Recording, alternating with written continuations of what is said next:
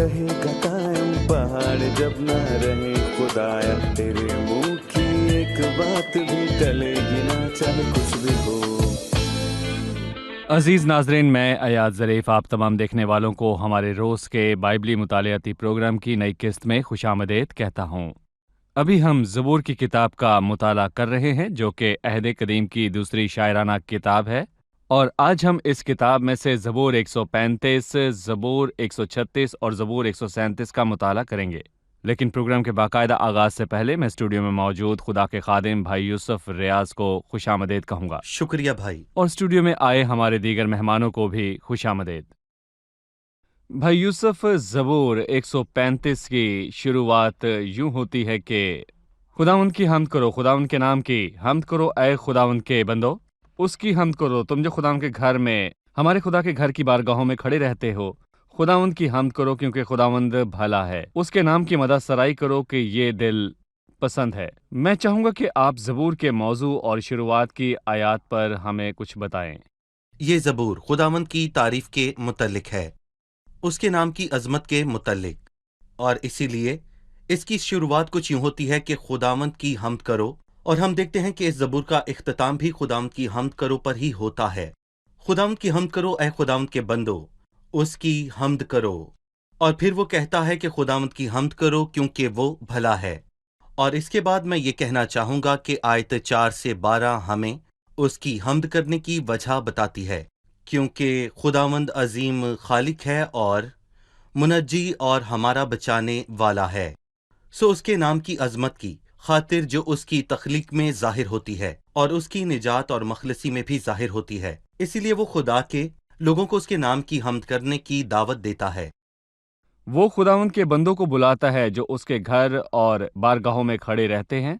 خداوند کی حمد کرو کیونکہ خداوند بھلا ہے، اس کے نام کی مدح سرائی کرو کہ یہ دل پسند ہے۔ میں چاہوں گا کہ اس پہ بات کی جائے کہ یہ دل پسند ہے، کہ یہ کس طور پر خدا کی ذات اور اس کے نام سے تعلق رکھتا ہے۔ میں کہوں گا کہ حمد کرنے کے حوالے سے یہ دل پسند ہے، اور خداوند کے نام کی حمد ایمانداروں کے لیے دل پسند ہے، جیسا کہ زبور 104 میں کہا گیا، میں عمر بھر خدا کی تعریف کروں گا، میرا دھیان اسے پسند آئے، میں خداوند میں شادمان رہوں گا۔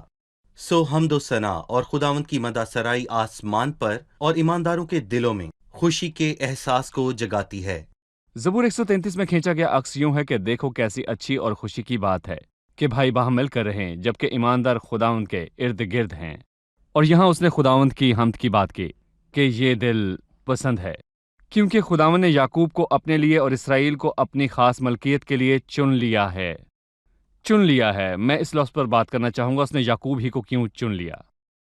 انتخاب کے معاملے میں ہم یہ تو کہہ سکتے ہیں کہ کیونکہ انتخاب خدا کے اختیاری کامل کا کام ہے، خدا کامل طور پر خود مختار ہے، اور اسی لیے چھٹی آیت یہ ہے کہ آسمان اور زمین میں، سمندر اور گہراؤں میں خداوند نے جو چاہا وہی کیا۔ خداوند نے مجھے کیوں چنا؟ میں یہ سوال نہیں کر سکتا، مجھ میں کوئی ایسی خاصیت نہیں کہ خدا مجھے چنے۔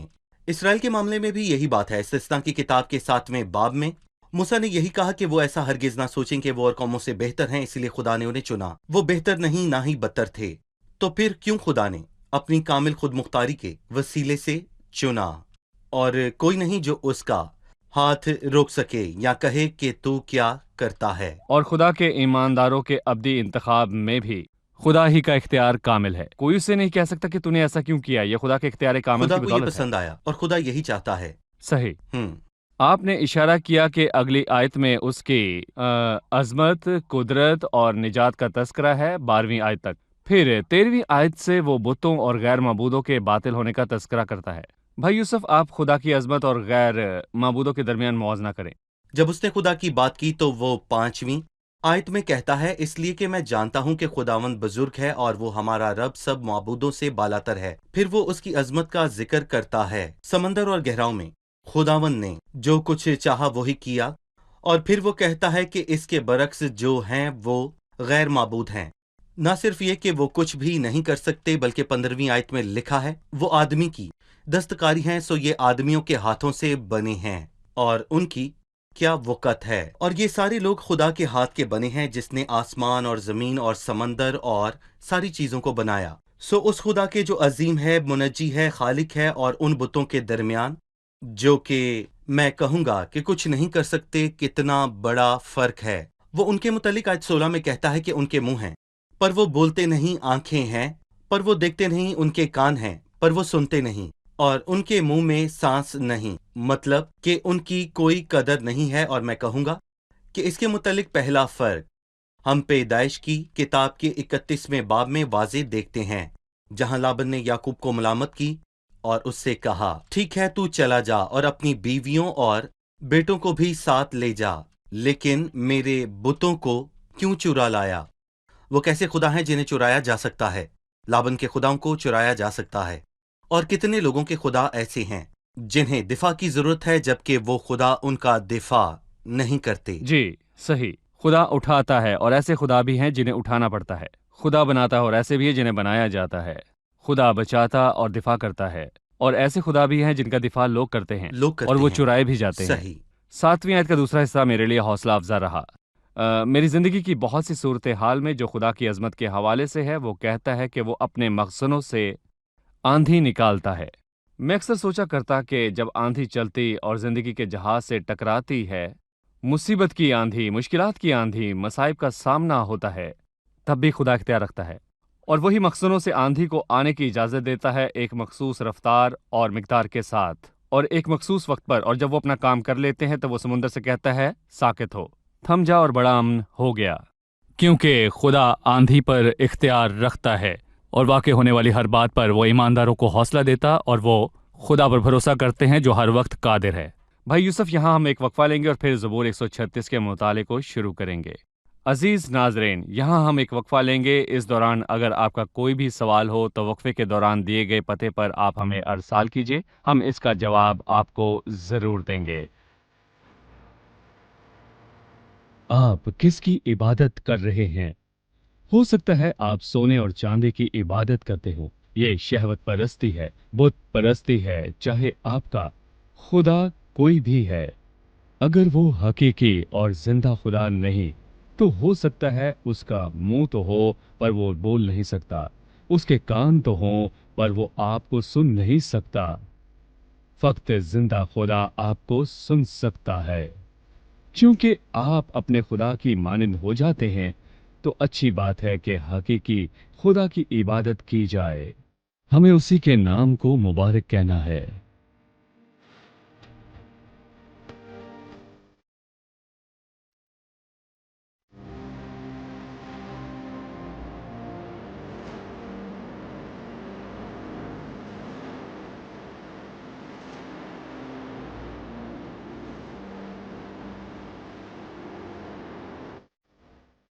خوش آمدید ناظرین، آئیے زبور کی کتاب کے مطالعے میں آگے بڑھتے ہیں۔ بھائی یوسف، اب ہم زبور 136 کی طرف بڑھنا چاہیں گے اور میں چاہوں گا کہ آپ ہمیں اس کا عنوان بتائیے۔ دیکھیں بھائی، میں کہوں گا کہ مجھے اس سے بڑھ کر کوئی عنوان نہیں مل سکتا۔ جو بات دراصل 26ویں آیت میں دہرائی گئی ہے، اس کی شفقت ابدی ہے۔ زبور کا عنوان یہی ہے کہ اس کی شفقت ابدی ہے۔ اس کی شفقت ابدی ہے، خدا کی شفقت ابدی ہے۔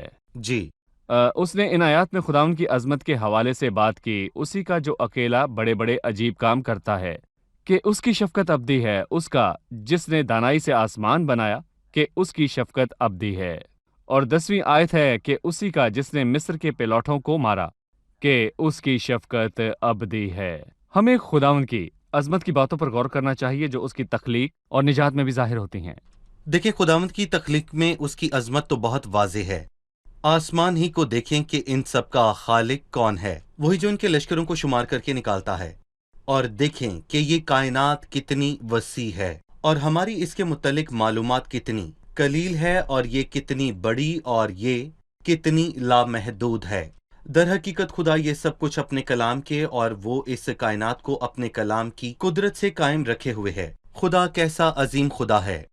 اور ساتھ ہی جب ہم خدا کی نجات کے متعلق سوچتے ہیں، اور چاہے وہ کروڑوں جانوں کے لیے روحانی نجات ہو جو گناہ کے اسیر ہیں، یا قدیم لوگوں کو متعدد بار دی گئی وقتی نجات ہو، ہم اس عظیم خدا کو کیسے جلال دیں؟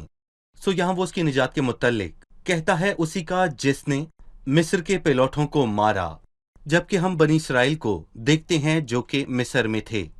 تو فرعون کی طاقت، اس کے رتھوں اور اس کی افواج کے سامنے ان کا شمار ہی کیا تھا۔ سو لہٰذا لوگوں نے دل کی دھڑکن اور غلامی کی سختی کے باعث موسیٰ کی بات نہ سنی۔ سو انہوں نے سوچا کہ ہم فرعون کے سامنے کیسے ٹک سکتے ہیں، بس ہم جیسے بھی ہیں، ہمیں جینے دے بھلے ہی غلامی میں۔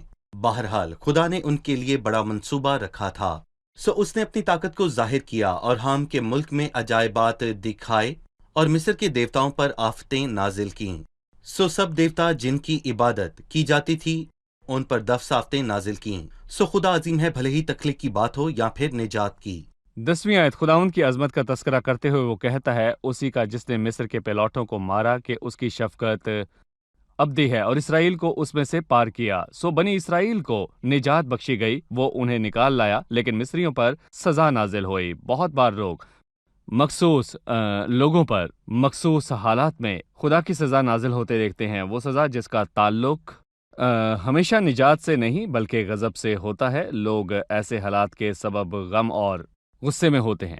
خدا نے نجات کی خاطر کیسے مداخلت کی، جبکہ کچھ لوگوں کو لگتا ہے کہ خدا کا غضب تھا، کہ یہاں خدا کا انصاف یا اس کا عمل موجود نہ تھا۔ دیکھیں، در حقیقت جب خدا سزا کا حکم دیتا ہے تو یہ انصاف سے ہوتا ہے، خدا ظالم نہیں ہے۔ سو میں کہوں گا یہ ناممکن ہے کہ خدا صلح دوستوں پر اپنی آفتیں نازل کرے۔ دیکھیں، ہم سمجھتے ہیں کہ مصریوں نے سخت غلامی کے سبب ان لوگوں کی زندگیوں میں زہر گھول دیا اور وہ سب مصری اس کے لیے ذمہ دار تھے۔ اسی لیے جب خدا آفتیں لایا تو وہ سب ان پر آ پڑیں، اور میں کہوں گا کہ خدا عادل اور راست ہے۔ جب لوگ اس کے تابع ہوتے ہیں اور اس کے انصاف کی اور قوت کی فرما برداری کرتے ہیں تو خدا کبھی ان لوگوں کو نقصان نہیں پہنچاتا، لیکن خدا سزا دیتا ہے کیونکہ وہ عادل خدا ہے اور وہ راستی سے دنیا کی عدالت کرے گا۔ صحیح۔ چلیے مہمانوں سے اب ان کا سوال جانتے ہیں۔ سوال کیجیے۔ زبور 136 کی دوسری آیت میں یوں لکھا ہے کہ الہوں کے خدا کا شکر کرو۔ تیسری آیت مالکوں کے مالک کا شکر کرو، اور 26ویں آیت کے آسمان کے خدا کا شکر کرو۔ ان باتوں سے کیا مراد ہے؟ یہ باتیں خدا اور اس کی عظمت کے متعلق ہیں۔ بھائی ان کی وضاحت کیجیے۔ الہوں کا خدا، جیسا کہ ہم زبور 97 سے سمجھتے ہیں، جبکہ وہ کہتا ہے اے معبودو سب اس کو سجدہ کرو، اور عبرانیوں کے پہلے باب میں اس کا تذکرہ کیا گیا ہے۔ خدا کے سب فرشتے اسے سجدہ کریں، سو فرشتے اعلیٰ ہیں۔ پھر یہاں مسیح یا خدا الہوں کا خدا ہے، فرشتوں کا خدا ہے۔ اس کا مطلب یہ نہیں کہ فرشتے الہ ہیں اور ان کی عبادت کی جائے۔ نہیں، اس کا مطلب یہ تعلق نہیں۔ بالادستی سے جی، ہے۔ بالادستی۔ دوسری بات، خداوندوں کا خدا ہے۔ یہ واضح ہے کہ بہتیرے خداوند ہیں، جیسا کہ پالوس نے پہلے کرنتھیوں 8 میں کہا ہے، چنانچہ بہتیرے خداوند ہیں، لیکن خداوند خداؤں کا خدا ہے۔ اور اس کے بارے میں یہ بھی لکھا ہے کہ وہ بادشاہوں کا بادشاہ اور مالکوں کا مالک ہے۔ سو بادشاہ ہیں، لیکن خدا بادشاہوں کا بادشاہ ہے۔ اور جہاں تک آسمان کے خدا کی بات ہے تو یقیناً وہ آسمان اور زمین کا خدا ہے۔ غالباً بابل کی اسیری کے عرصہ میں، جس کے متعلق ہم نہمیہ کی کتاب میں پڑھتے ہیں، ہم دیکھتے ہیں کہ آسمان کے خدا کا تذکرہ ہمیشہ کیا گیا ہے۔ گویا خداوند نے بابل کی اسیری کے بعد زمین پر سے اپنے تخت اور مقام کو ہٹا لیا، سو اب وہ آسمان کا خدا ہی اور ہے۔ غیر قوموں کا دور آ گیا، مکمل جبکہ طور غیر پر قومیں غیر غالب قوموں آتی کا ہیں۔ ہی وقت ہے۔ سو ایسا لگتا ہے کہ یہ زبور لوگوں کی مصیبت کے حوالے سے لکھا گیا ہے، کیونکہ اگلی آیت میں وہ کہتا ہے کہ جس نے ہماری پستی میں ہم کو یاد کیا کہ اس کی شفقت ابدی شفقت ہے، اور ہمارے مخالفوں سے ہم کو چھڑایا، اور پھر وہ اس کا تذکرہ آسمان کے خدا کے طور پر کرتا ہے۔ میں چاہوں گا کہ آپ اس آیت پر تبصرہ کریں جس پر آپ نے ابھی بات کا اختتام کیا، جس نے ہماری پستی میں ہم کو یاد کیا۔ ان الفاظ میں ہمارے لیے کیا حوصلہ افزائی ہے؟ بھائی یوسف، میں چاہوں گا کہ مجھے اور ناظرین کو اس بارے میں مزید بتائیے۔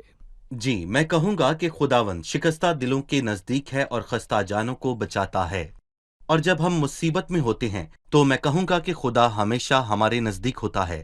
میں نے اپنے لوگوں کی تکلیف جو مصر میں تھے خوب دیکھی، اور ان کی فریاد جو بیگار لینے والوں کے سبب سے ہے سنی، اور میں نے ان کے دکھوں کو جانا، اور میں اترا ہوں کہ ان کو مصریوں کے ہاتھ سے چھڑاؤں۔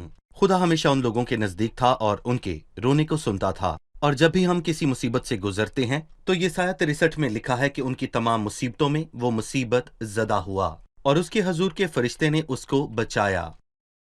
بھائی یوسف، اب میں آپ کی اجازت سے زبور 137 پر جاؤں گا، جس کی شروعات یوں ہے کہ ہم بابل کی ندیوں پر بیٹھے۔ اور सेहून को याद करके रोए। वहां बैत के दरख्तों पर उनके वस्त में सहम ने अपने सितारों को टांग दिया, क्योंकि वहां हमको असीर करने वालों ने गीत गाने का हुक्म दिया और तबाह करने वालों ने खुशी करने का, और कहा, सेहून के गीतों में से हमको कोई गीत सुनाओ। हम परदेस में खुदावंद का गीत कैसे गाएं? ऐ यरूशलेम, अगर मैं तुझे भूलूं तो मेरा दहना हाथ अपने हुनर भूल जाए। अगर मैं तुझे याद ना रखूं, अगर मैं यरूशलेम को अपनी बड़ी से बड़ी खुशी पर तरजीह ना दूं, तो मेरी जुबान मेरे तालू से चिपक जाए। इस जबूर का मौजू क्या है भाई यूसुफ?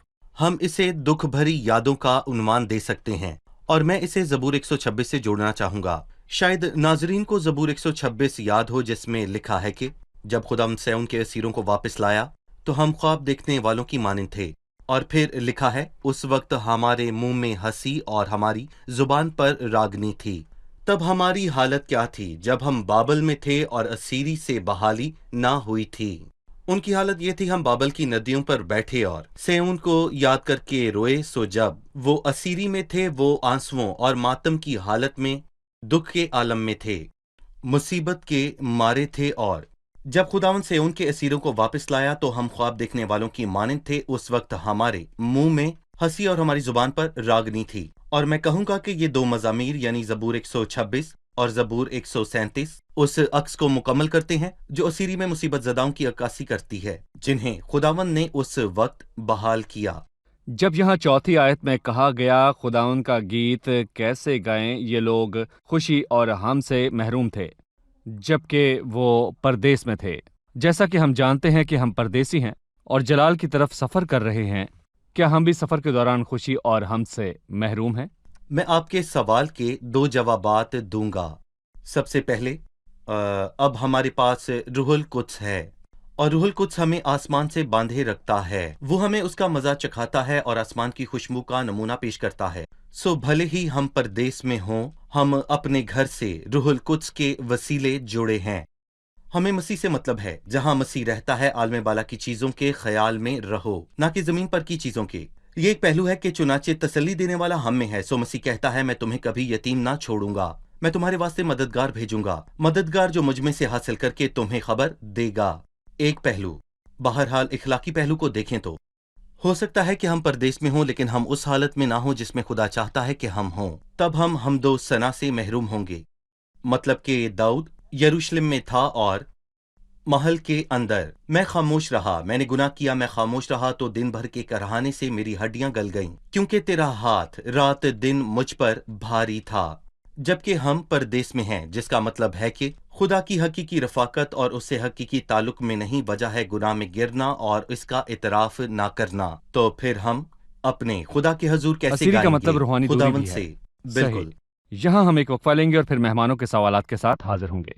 नाज़रीन, मिलते हैं एक वक्फे के बाद, हमारे साथ रहिए।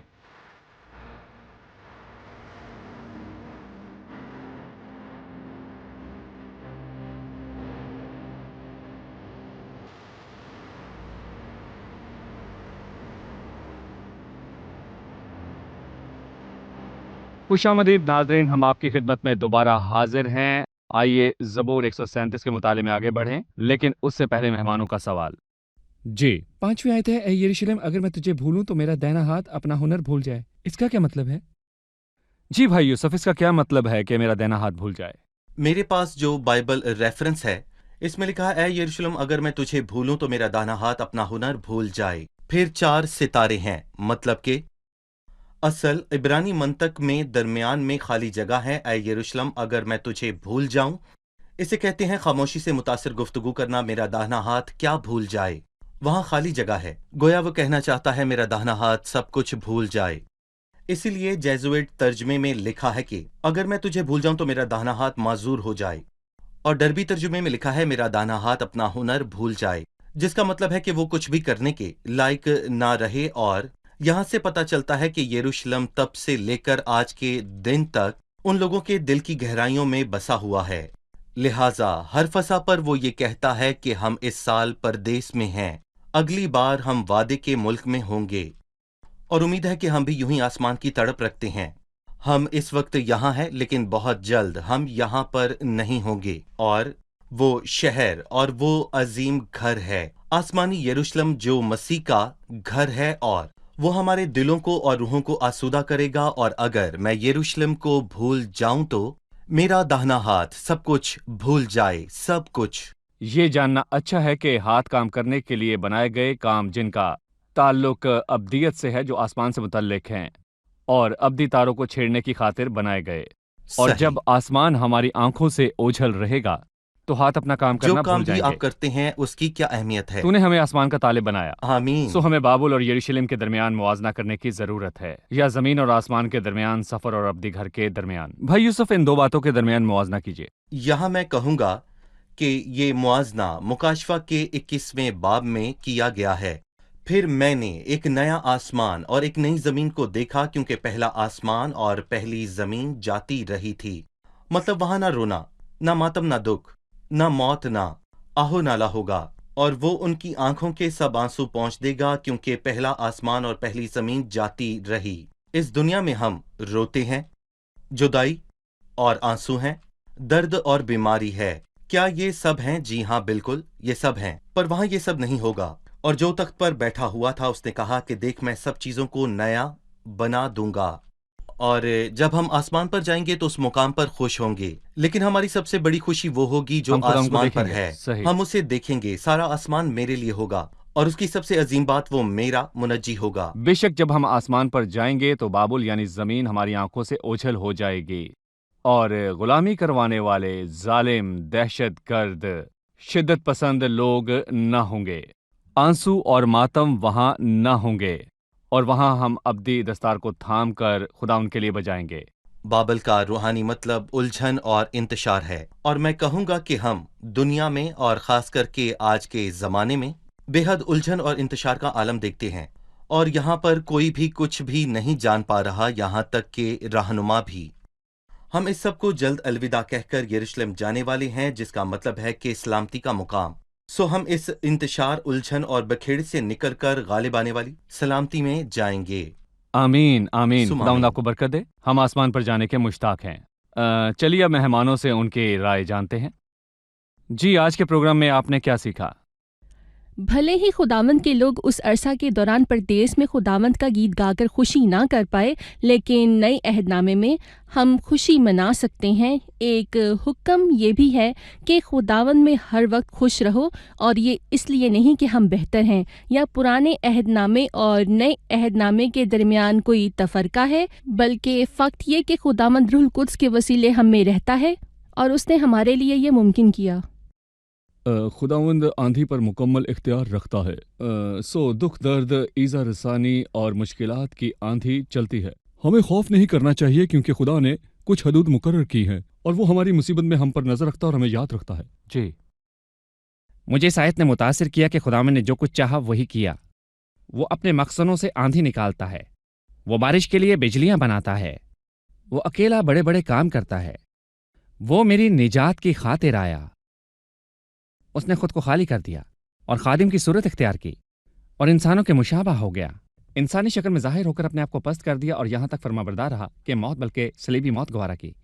بے شک وہ عظیم ہستی عام صورت خاص طور پر ہمارے لیے آیا۔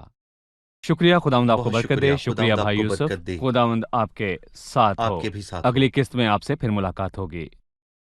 عزیز ناظرین، زبور 137 میں ہمارے سامنے ایک خاکہ کھینچا گیا کہ ہم بابل کی ندیوں پر بیٹھے اور سیون کو یاد کر کے روئے۔ وہاں بیت کے درختوں پر ان کے وسط میں ہم نے اپنی ستاروں کو ٹانگ دیا۔ شاید کبھی آپ خداوند کی رفاقت کے اندر تھے، آپ گا رہے تھے، خوشی سے جھوم رہے تھے، لیکن کسی وجہ سے آپ نے گانا اور حمد کرنا بند کر دیا۔ شاید آپ کی زندگی میں کوئی گناہ ہے جس کا آپ نے اعتراف نہیں کیا، ایک پریشانی جس نے خدا ان کے حضور گانے سے روک رکھا ہے۔ میں آپ کو بتانا چاہتا ہوں کہ ممکن حالات پہلے کی طرح اچھے یا ان سے بہتر ہو جائیں گے، لیکن اس وقت جب آپ خدا ان کے پاس لوٹ آتے ہیں اور خود کو جانچتے ہیں، اور معطل کرنے والے کو خداوند آپ کے سامنے سے ہٹا دیتا ہے۔ یہاں وقفے وقفے سے خوشی ہے، لیکن ہمیں اس دن کا انتظار ہے جب خداوند کا دن آئے گا، اور جب خداوند آ کر دنیا میں اس انتشار کے عالم کا خاتمہ کرے گا اور ہم آسمان پر چلے جائیں گے، تو ہم وہاں خوش ہوں گے اور کوئی ہماری خوشی کو چھین نہ پائے گا۔ وہاں عبادت میں کوئی کمزوری آڑے نہ آئے گی۔ جب ہم مسیح کی حضوری میں جلال کو دیکھیں گے تو وہاں حمد میں رکاوٹ ڈالنے والا کمزور بدن نہ ہوگا، گناہ نہ ہوگا، دشمن نہ ہوں گے، کسی قسم کا ظلم نہ ہوگا اور نہ کوئی دہشت گرد ہوگا۔ وہاں کی فضا بہت شفاف ہوگی۔ وہاں بیت کے درختوں پر ہم نے اپنی ستاروں کو ٹانگا نہ ہوگا۔ وہاں ہمارے ہاتھوں میں دستار ہوگا جو اس منجی نے بنایا ہے۔ ہم ہمیشہ کے لیے فتح مندی کا گیت گائیں گے۔ سو میں آپ کی حوصلہ افزائی کروں گا کہ اپنی آنکھیں آسمان پر لگائیں، خدا ان کا انتظار کریں، اس سے جلد آنے کی درخواست کریں۔ میرے ساتھ مل کر کہیں آمین۔ خداوند یسوع آ۔ خداوند کی مرضی سے ہم آنے والی قسط میں آپ سے پھر ملیں گے۔ اپنا بہت خیال رکھیے۔ خداوند آپ کو برکت دے۔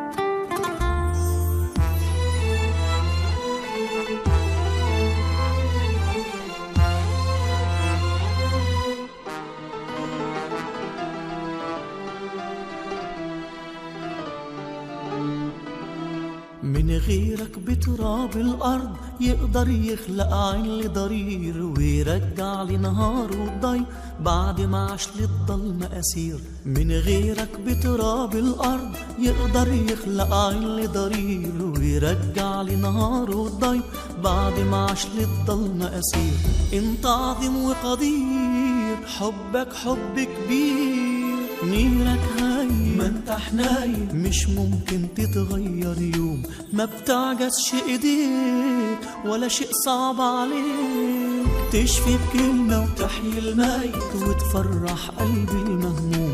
انت عظيم وقدير، حبك حب كبير، نيرك هاي ما انت حنايم، مش ممكن تتغير يوم، ما بتعجزش ايديك ولا شيء صعب عليك، تشفي بكلمة تحيي الميت وتفرح قلبي المهموم.